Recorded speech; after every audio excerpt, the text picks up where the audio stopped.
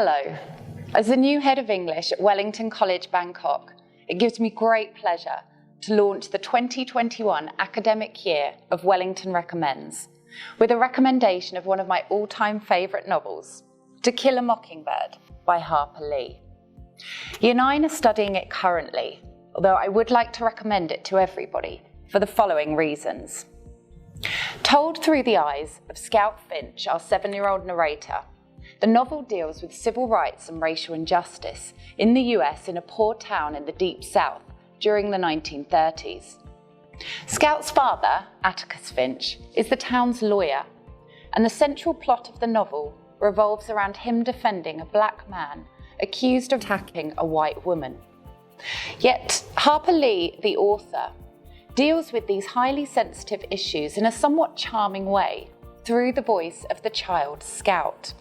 Although Scout often does not fully understand what she is observing and experiencing, we, as the reader, are taken on a journey with her as she realises that, in the words of her father, you can never really understand a person until you consider things from his point of view, until you climb into his skin and walk around in it. This novel teaches us so much. It teaches us not to judge. It teaches us about class divides.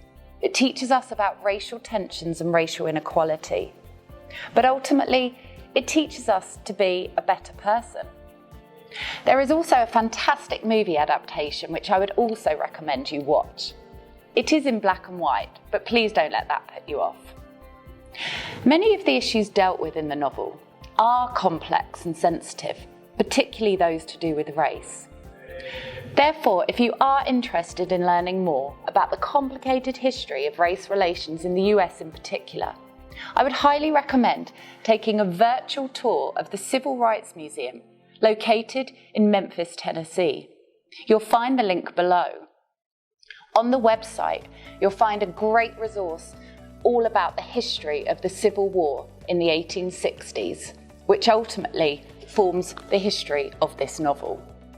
These are my recommendations for you for this week. I hope I've inspired some of you to pick up and read and enjoy this book as much as I always have. Thank you for listening, and see you next time.